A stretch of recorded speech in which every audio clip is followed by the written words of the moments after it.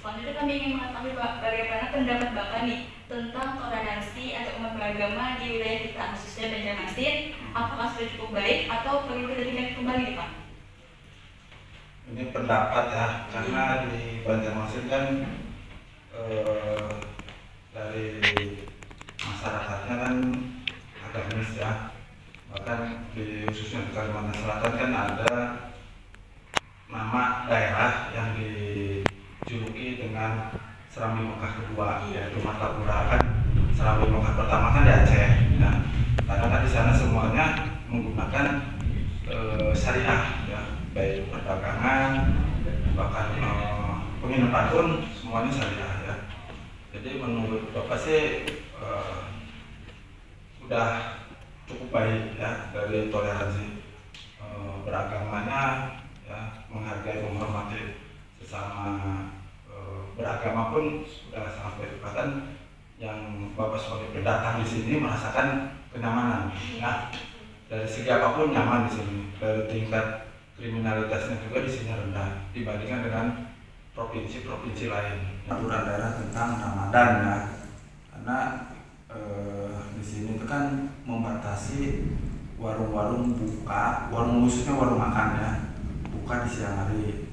Nah, kalaupun ada yang melanggar, maka berarti kan pelanggaran peraturan daerah. Nah, maka sanksinya kan dicabut izinnya, ya, itu kan karena tipiring, ya, pidana ringan, ya. Nah, paling ditegur dulu kan, tegur, kalau misalkan tetap mengabaikan teguran, cabut izinnya. Baik, mungkin sesuai cara yang luar biasa ini harus kita akhiri dan teman-teman, ya. Kami mengucapkan terima kasih banyak kepada Bapak atas waktu yang diluangkan dan ilmu yang sangat bermanfaat.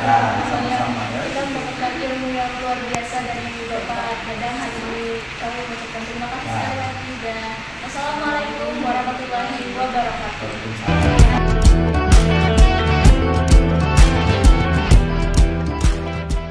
Assalamualaikum warahmatullahi wabarakatuh. Halo semuanya.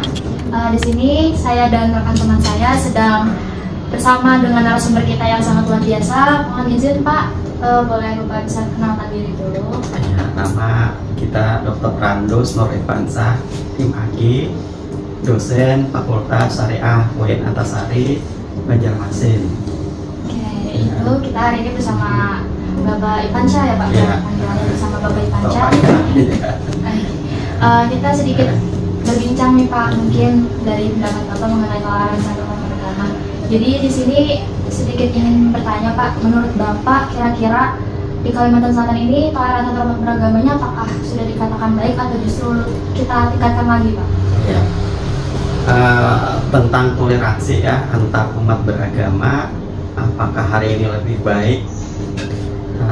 Untuk hari ini lebih baik, nah ini kan kita harus melihat dulu ke masa lalu, karena hari ini itu kan proses terakhir ya dari perjalanan masa lalu itu. Nah, kalau orang Banjar ya kan, penduduk aslinya ya Kalimantan itu adalah Dayak Nah setelah Muslim ya, nah maka disebutlah itu dengan orang Banjar. Dan Islam itu kan menjadi identitasnya orang Banjar. Dan ini bisa kita lihat itu ya dalam sejarah. Kalau di mana-mana ya, tidak hanya di Banjar, itu kalau orang Islam itu kira-kira tidak perlu lagi ditanya itu tentang toleransi ya, karena ya ajaran Islam sendiri itu mengajarkan itu bagaimana berbuat baik ya dengan orang lain tanpa melihat ras, suku, agama dan sebagainya. Lebih banyak di tingkatnya, termasuk juga kita orang Banjar ya. Kalau orang Banjar itu dari dulu itu kan terkenal itu tentang apa, rukunnya ya, kerukunan orang Banjar itu luar biasa walaupun beda agama. Misalnya ini kasus ya, saya lupa itu tahunnya kan. Kalau kita melihat miniaturnya Indonesia ini, keragaman beda agama itu bisa kita lihat misalnya di Halong ya, di Kecamatan Halong itu kan Kabupaten apa namanya, Balanganda. Nah dulu saya pernah melakukan penelitian di sana, malah di sana tuh ada yang satu rumah itu ada 5 agama. Etniknya Dayak, yang ibu bapaknya itu keharingan, anak-anaknya nanti ada yang Muslim, ada yang Katolik, ada yang Hindu, ya kan, ada yang Buddha. Nah ini, tapi mereka itu rukun itu dalam satu rumah, dan mereka itu tidak mempersoalkan itu kan ya, karena mereka menganggap apa namanya kalau meluk agama apa itu kan misalnya lah, nah, maka jadilah pemeluk agama yang baik. Tapi jadi mulai dulu sepanjang saya hidup, misalnya kan umur sudah hampir 60 tahun, tidak pernah ada konflik. Mulai kecil dahulu ya kan, tidak pernah konflik ini. Karena kalau kita melihat akar budaya masyarakat kita ya, nah itu kan budaya toleransi, kerukunan, saling menghargai orang lain, misalnya dalam acara kematian, dalam acara perkawinan, gotong royong, itu kelihatan seakrab apa ya, kerukunan itu bisa terganggu. Kalau kasus Kalimantan Selatan kita tidak melihat itu sebagai agama itu menjadi pemicu konflik agama itu, tapi justru itu yang bisa menjadi pemicu konflik itu adalah tindakan-tindakan kriminal, misalnya minuman keras. Nah kita dari dulu itu khawatir ini minuman keras itu bisa, atau misalnya narkoba, minuman keras, atau misalnya judi. Nah ini kan, ini nih rawan ini.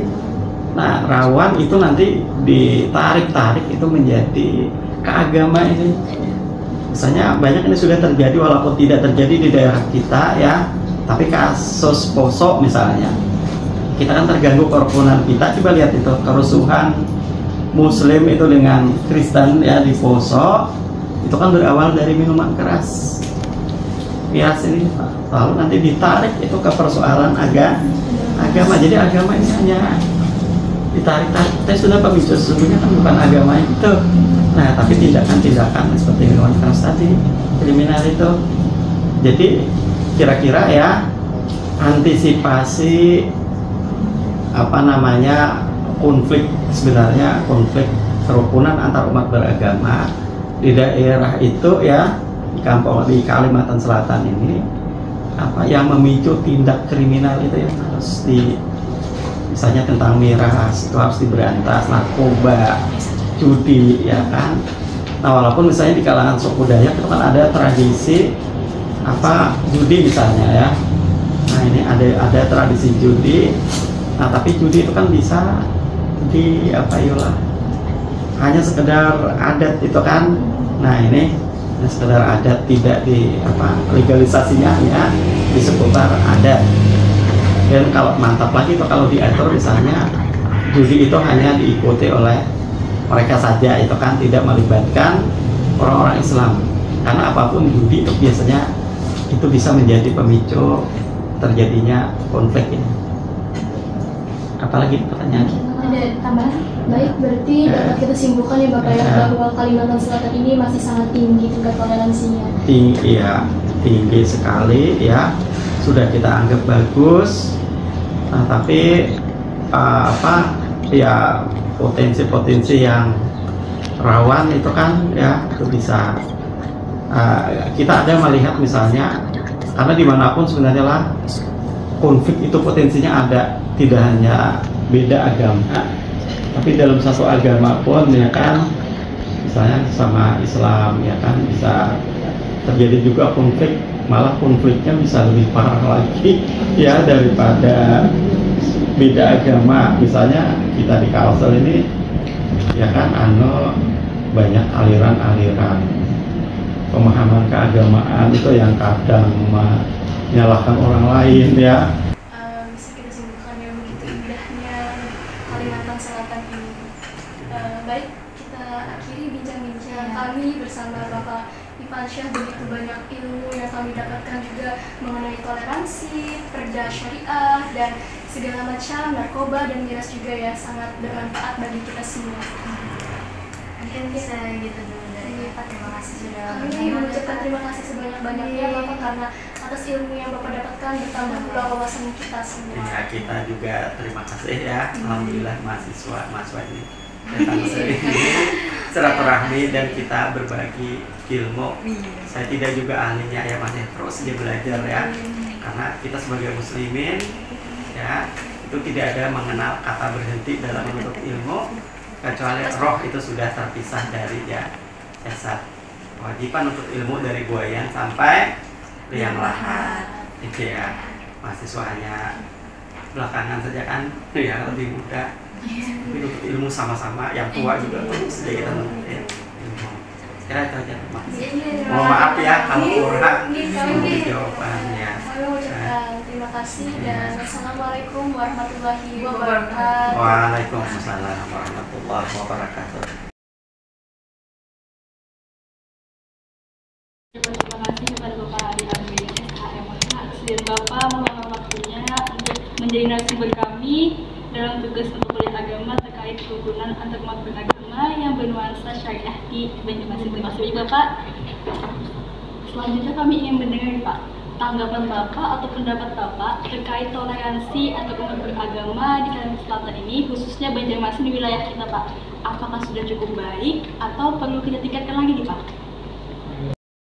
Jadi toleransi kita di Banjarmasin ini yang selama ini kondusif. Tidak ada kita mendengar berita-berita misalnya ada waktu di Jawa Barat eksekusi melarang orang agama ini melakukan ibadah. Masih pengetahuan saya di Banjarmasin seperti itu nggak ada. Jadi dapat saya simpulkan bahwa kita di Banjarmasin ini untuk toleransi beragama kondusif ya, bagus, baik, kita sama-sama saling menghargai. Berarti sudah cukup baik ya Pak. Apakah perlu kita tingkatkan lagi nih Pak tentang kekondisipan itu? Ya, kalau perlu sih ya minimal dipertahankan. Ya, dengan persyaratan maka negara wajib melindungi. Nah, kalau tidak sesuai ya tentu saja tidak boleh. Kita kan udah tahu semua nih, negara hukum. Ya, negara hukum itu kan yang pertama cirinya supremasi hukum. Artinya supremasi hukum menjunjung tinggi hukum. Pemerintah, masyarakat, kita pribadi menjunjung tinggi hukum. Itu namanya cirinya hukum. Itu namanya mengaplikasikan hukum. Nah, pertanyaan tadi terkait toleransi, saya ulang, di Banjarmasin, saya pengetahuan saya yang ada kondusif. Ya,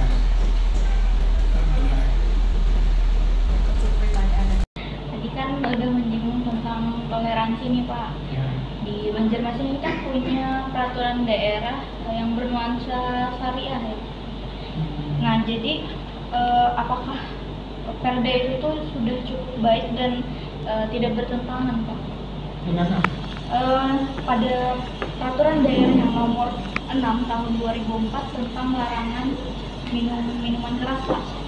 Sedangkan larangan minuman keras itu kan khususnya untuk yang umat muslim ya Pak. Sedangkan di Banjarmasin kita memiliki berbagai macam agama Pak, dan yang kita tahu di agama lain itu kan diperbolehkan meminum minuman tersebut. Jadi apakah hal tersebut masih bisa dikatakan toleransi antar beragama Pak? Banjarmasin ini mayoritas Islam, ada juga agama yang lain, Kristen, Mojo, Hindu, Buddha, dan lainnya, kepercayaan, namun ada tergan ras. Nah, kalau yang dilarang itu khusus untuk umat muslim, sedangkan mereka yang beragama muslim, sedangkan perda ini kan tidak diberlakukan untuk orang-orang non-muslim, kan tidak diberlakukan. Saya kira perda itu tidak bertentangan dengan toleransi asal nanti pengawasannya. Jangan sampai misalnya ada perda yang melarang orang minuman keras, padahal di sisi yang lain banyak orang yang, katakanlah orang yang tidak beragama muslim, mereka itu kan, katakanlah misalnya orang asing kah, apakah investor kah, nah, kita tahu orang asing itu setiap hari minum minuman keras, sama kayak kita minum kopi. Kalau kada minum kopi, awak layu. Nah, apa itu? Kada minum bir, minum birnya kada kayak orang kita kan mabuk, minum bir dikit aja, kayak awak seger. Kalau itu tidak menghalangi orang lain yang beragama muslim, ya boleh-boleh aja asal pengawasannya. Nah, pengawasannya jangan sampai tadi salah gunakan. Berarti kita tidak terus untuk melarang, cuman ikuti aturan pemerintahnya lah Pak. Ya. Di mana tempatnya lah, situasinya dengan situasi yang ada. Ya. Di dalam pengawasan. Pengawasan tujuan pemerintah itu yang bagus juga, khususnya umat muslim. Karena kan kita tahu aja berita kriminal, kok dia bakal lagi gara-gara minuman, namanya pembunuhan gara-gara minuman, Kecelakaan ya gara-gara minuman. Lalu pemerintah ini kan penyebabnya ini, padahal ini dilarang, lalu dikuatkan dengan peraturan pemerintah warga deh. Merokok kan orang banyak. Terus. Jadi kesimpulannya nih Pak, dari pertanyaan pertama dan pertanyaan kedua, bahwa toleransi yang ada di Kalimantan Selatan, terutama di Banjarmasin, itu sudah sangat kondusif, sudah tapi tetap kita pertahankan, tetap ikatkan lagi. Nah, yang kesimpulan di pertanyaan kedua, bahwa perda ini tidak bertentangan dengan umat agama lain selagi itu tetap di dalam pengawasan pemerintah. Iya, benar. Mungkin itu aja Pak yang kami dapat minta bantuan sama Bapak.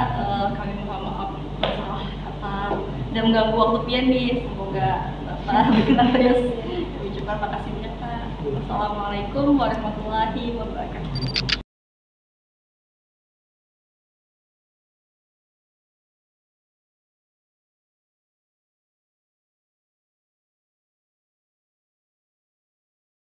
Nah, teman-teman, kami juga menanyakan kepada para narasumber terkait Perda nomor 6 tahun 2011 terkait dengan miras. Nah, teman-teman, ternyata dari tanggapan hasil narasumber mengatakan bahwasannya Perda ini tidak sama sekali bertentangan dengan kalangan umat non-muslim. Karena apa? Seperti kita tahu bahwasanya Perda ini diciptakan untuk menjamin kesejahteraan dalam masyarakat Kalimantan Selatan, khususnya Banjarmasin. Dan di mana ini memang diciptakan untuk seluruhnya, bukan hanya kaum muslim saja. Jadi, harapannya dari pemerintah Perda ini berjalan dengan baik. Perda ini juga diciptakan bukan untuk membatasi para non-muslim, tetapi juga untuk membantu masyarakat menjadi lebih baik lagi dan terlindungi, serta menjaga Kalimantan Selatan menjadi lebih aman lagi. Perda syariah yang ada di Banjarmasin ini sebenarnya tercipta dari budaya-budaya yang diciptakan masyarakat yang ada di Banjarmasin itu sendiri. Contohnya, pada zaman dulu kala, suku Dayak dan juga suku-suku lainnya yang memiliki keberagaman agama dan budaya, mereka masih bisa terikat satu sama lain, melaksanakan kerjasama, kerja bakti, dan lain-lainnya. Toleransi sendiri pada zaman sekarang itu masih perlu ditingkatkan, bisa saja kita implementasikan melalui kegiatan-kegiatan sosial seperti rewang dan lain-lain. Menurut narasumber kami sendiri, itu toleransi masih harus ditingkatkan. Sekian, terima kasih.